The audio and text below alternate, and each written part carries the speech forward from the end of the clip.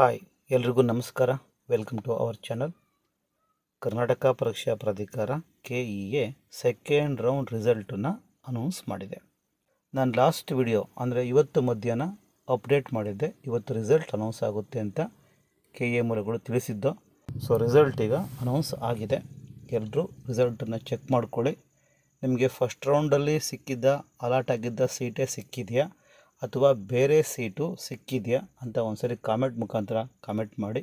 ಎಲ್ರಿಗೂ good news.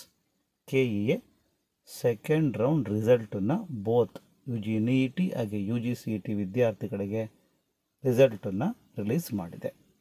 ರಿಸಲ್ಟನ್ನು check ಮಾಡ್ಕೊಳ್ಳಿ. ನಿಮಗೆ ಫಸ್ಟ್ ರೌಂಡಲ್ಲಿ ಅಲಾಟ್ ಆಗಿದ್ದ ಸೀಟೇ ಈಗಲೂ ಸಹ ಸಿಕ್ಕಿದೆಯಾ ಅಥವಾ ಇನ್ನೂ ಅಪ್ಗ್ರೇಡ್ ಕಾಲೇಜ್ ಏನಾದರೂ ಸಿಕ್ಕಿದೆಯಾ ಕಾಮೆಂಟ್ ಮುಖಾಂತರ ತಿಳಿಸಿ. ಇನ್ನೂ ಏನಾದರೂ ಡೌಟ್ಸ್ ಕೊಡಿದರೆ ಕಾಮೆಂಟ್ಸ್ ಮುಖಾಂತರ ತಿಳಿಸಿ. ನೆಕ್ಸ್ಟ್ ವಿಡಿಯೋದಲ್ಲಿ ಸೆಕೆಂಡ್ ರೌಂಡ್ ರಿಸಲ್ಟ್ ಆದಮೇಲೆ ಏನು ಮಾಡಬೇಕು ಅಥವಾ ಸೀಟ್ ಸಿಕ್ಕಿಲ್ಲ ಅನ್ನೋ ವಿದ್ಯಾರ್ಥಿಗಳು ಏನು ಮಾಡಬೇಕು ಇದ್ರ ಬಗ್ಗೆ ವಿಡಿಯೋ ಮಾಡ್ತೀವಿ. ಟೇಕ್ ಕೇರ್, ಬಾಯ್.